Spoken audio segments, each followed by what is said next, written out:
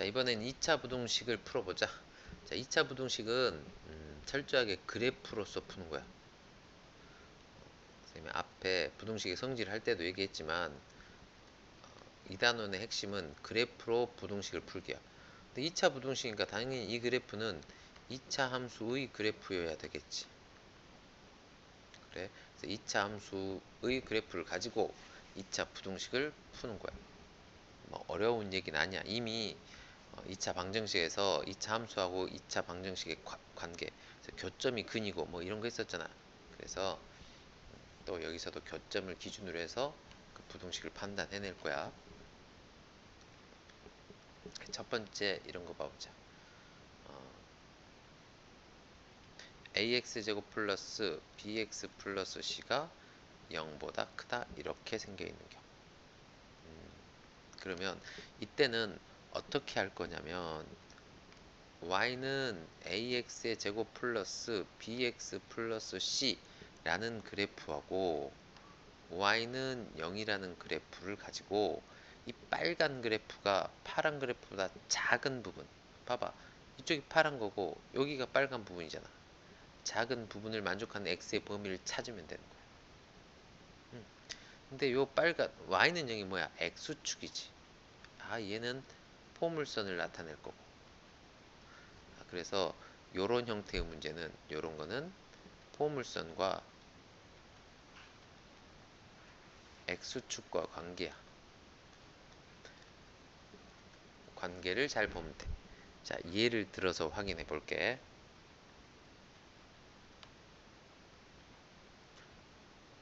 자, x제곱 x제곱 마이너스 2x 마이너스 8이 0보다 크다 이렇게. 그러면 나는 y는 x제곱 마이너스 x 마이너스 8하고 y는 x제곱 마이너스 x 마이너스 8, 얘는 x 마이너스 4 x 플러스 2로 인수분해 되잖아. 그래? 그러면 그래프를 그려볼게. x축을 빨간 선으로 그려볼게. 그 다음에 저 포물선은 파랗게 이렇게 생겼을 거고, 여기가 얼마? 마이너스 2하고 4. 됐어. 그래프가 이런 식으로 되었겠지. 자, 여기 마이너스 2하고 4가 x절편이면서 곧 이런 x제곱 마이너스 x 마이너스 8은 0, 2차 방정의 두 근이지. 근데 그림이 어떻게 돼 있어? 얘가 포물선이 0보다 더 큰 부분, 파란색이 0보다 더 큰 부분이야. 파란색이 0보다 더 큰 부분, 여기 여기, 그것을 나타내는 x의 범위는 여기서부터 여기, 여기서부터 여기 이렇게 되는 거지. 아, 그래서 저것의 그는 뭐가 되냐면 마이너스 2보다는 x가 작고 또는 x가 4보다는 크네, 이렇게 나오겠다. 그렇지? 저기 봐봐, 이렇게 돼 있어. 자, 그 다음에 이번에는 조금 바꿔서 똑같은 식인 것 같은데 부등호 방향만 바꿔보자. 이렇게 됐을 때. 자, 이렇게 됐을 때는 잡아, 이제 이 포물선이 x축보다 더 작은 쪽이지. 그것을 만족하는 x 값은 어딘가? 여기 이렇게 되네. 그것을 만족할 때 봐봐, 포물선이 x축보다 더 아래쪽에 있을 때잖아. 그것을 만족하는 x의 범위는 여기서부터까지. 그러면 뭐가 되는 거야? 마이너스 2부터 4가 되네. 때는 x가 마이너스 2보다는 크고 4보다는 작다 이렇게 되겠네. 그렇게 되겠지? 이때 값은 이렇게. 그래서 그래프를 이용해서 그 그래프에서 나타내는 x축과 포물선의 관계 속에서 누가 더 위쪽에 있느냐를 봐서 그것을 만족하는 x의 범위를 찾는 거야. 그래서 보통 크다고 하면 큰 근보다는 크고, 여기서 근은 2차 방정식으로 만들었을 때 근을 말하는 것이 마이너스 2하고 4.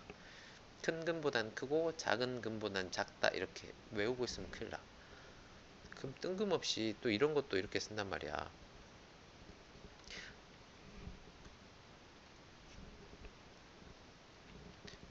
마이너스 마이너스 x제곱 플러스 2x 플러스 8이 0보다 큰 범위를 찾으세요. 그러면 자 봐봐, 얘는 어떻게 생기면 이렇게 생긴 위로 보면 포물선이야. 그리고 마이너스 2하고 4에서 만나겠지. 그때 봐봐, 그때 얘가 포물선이 더 큰 범위는 어디야? 큰 범위는 여기지. 그것을 만족하는 x의 범위는 여기지. 그러니까 마이너스 2부터 4까지가 근이 될 거라고. 그런데 그냥 무조건 크다 그러면 큰 것보다 크고 작은 것보다 작다 이렇게 외우는 사람들이 있는데, 그러면 이 문제는 틀렸겠지. 그래프를 가지고 그 상황을 이해하는 거야. 응? 자, 두 번째, 여기 작다 하면 마이너스 2하고 4 사이에 오는 거 아니라고. 왜 그런지 포물선하고 x축의 관계가 이렇게 생겼기 때문에 이런 근이 나오는 거라고. 반드시 꼭 그래프를 이용해서 이해하고, 이해가 되면 그 다음부터는 그래프를 그릴 필요는 없겠지. 근을 찾아서 그 상황에 맞게 근을 설정해 주면 될 거야.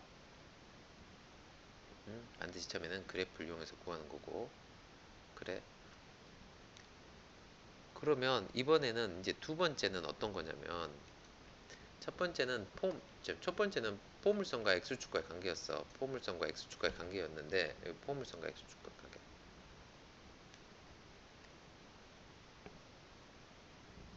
포물선과 x축과의 관계. 두 번째는 이번에는 이제 조금 더 다르게 어떻게 가냐면, 두 번째는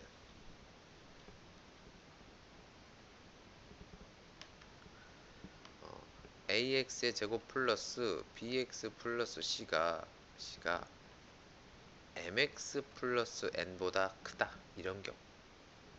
자, 얘는 어떤 경우냐면, 이제 포물선하고 직선과의 관계야. 물론 x축 얘도 직선이야. y는 0도 직선이지만 여기서 말하는 선생님 말하는 직선은 우리가 일반적으로 알고 있는 mx 플러스 n 이런 1차 함수로 표현이 되는 그런 직선을 말하는 거야.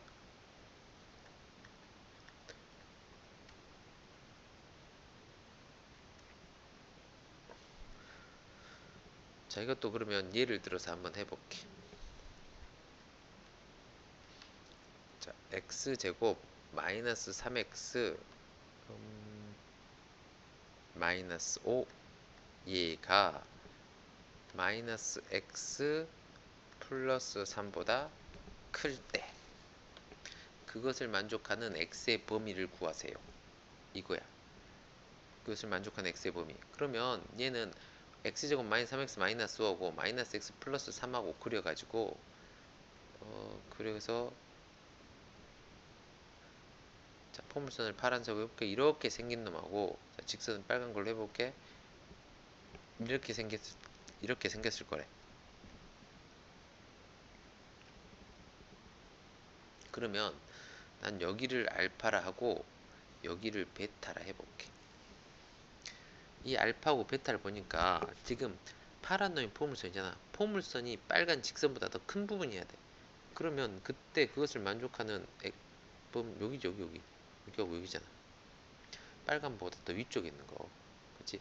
그것을 만족하는 x의 범위는 여기 알파가 그때 x의 값이니까 이거보단 작은 쪽 거, 베타보다는 더 큰 쪽으로 이렇게 되어 있을 때, 그때 x제곱 마이너스 3x 마이너스 5가 마이너스 x 플러스 1보다 더 큰 거겠지. 그럼 결국은 난 알파하고 베타를 구하면 돼. 그리고 나면 아까 위에서 했던 x축과의 관계가 거의 흡사하잖아. 그렇지? 알파하고 베타는 뭐야? 이 직선과 이 포물선의 교점이니까 둘을 연립한 2차 방정식의 두 근이었겠네. 그래서 둘을 연립해 보는 거야. 연립했더니 x제곱 마이너스 2x 마이너스 8은 0 이렇게 되네. 얘랑 둘이 같다고 놓고 연립한 거야. 응? 그게 연립이지? 그래서 요거 x 마이너스 4 x 플러스 2는 0이니까 여기 마이너스 2 여기는 4 이렇게 됐겠네. 그렇지? 그래서 이것의 근은 x가 마이너스 2보다 작고 또는 x가 4보다 크다 이렇게 나오는 거라고. 무슨 말인지 알겠지?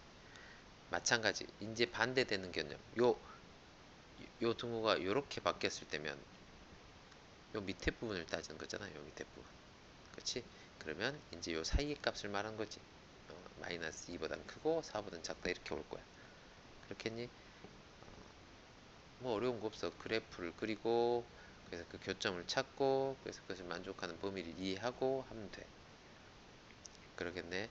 근데 여기서도 마찬가지 기준은 교점의 x좌표 곧 연립한 것의 근이 된다는 거. 그게 굉장히 중요한 기준이 되겠네. 2차 부동식을 풀어낼 수 있을까? 그렇지. 별로 어려움 없어.